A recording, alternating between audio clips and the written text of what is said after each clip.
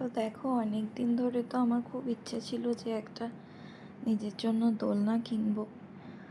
তো যাই হোক, নিজের জন্য বলতে বাড়ির সবাই ইউজ করতে পারবে, কারণ দোলনাটা তো মানে ধরো সবার বসার জন্যই মোটামুটি 120 কেজি পর্যন্ত ওয়েট ক্যারি করতে পারে এটা। তো মেনলি কালারটা দেখেই কিনেছি। Red is my all time favourite. আর এইখানে দেখো, আমার নতুন গাছগুলোতে তো এই প্রথম ফুল ফুটতে শুরু করেছে।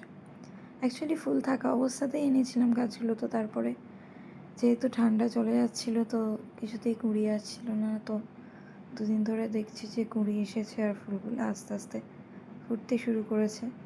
আসলে সব কিছুই যত্নের ফল। আর এখানে তো দেখো, আমি পুজোটা দিয়ে নিয়েছি, কারণ আজকে আমার পরীক্ষা ছিল। তো সকালবেলা স্নান করে পুজো দিয়ে পরীক্ষা দিতে গেছিলাম, তারপরে বিকেলবেলা বাড়ি ফিরেও সন্ধেটা দিয়ে নিয়েছি। আর পুজো করাটা আমার কাছে অ্যাকচুয়ালি এমনই একটা কাজ যেটা সারাদিনের মধ্যে একবার অন্তত না করলে, দুবার করতে পারলে ভালো হয়, কিন্তু মানে মনের শান্তিটা বেশি পাওয়া যায়। বাট অন্তত একবার না করলে তো শান্তি হয়ই না। তো আমি চেষ্টা করি ওই জন্য পুজোটা অন্তত দিনে একবার বেশিক্ষণ সময় নিয়ে করার।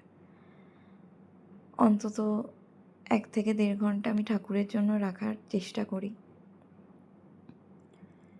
তাতে কি হয়, মনের অনেকটা শান্তি পাওয়া যায়। আর আলটিমেটলি তো আমরা সব কিছুই করি দিনের শেষে মেন্টাল পিসটা পাওয়ার জন্য, না? তো সেই জন্য পুজো করাটা আমার কাছে খুব এসেনশিয়াল একটা ডেইলি ওয়ার্ক বলতে পারো।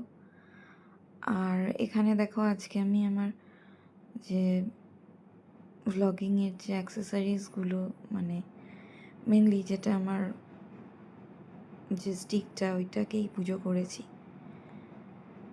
তো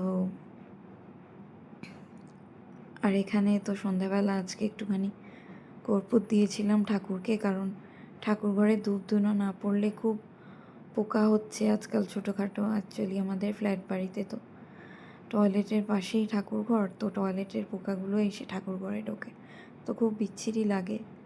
তো সেই জন্য একটু কর্পূর দিলাম, দিয়ে পুজো করে নিলাম। টাটা।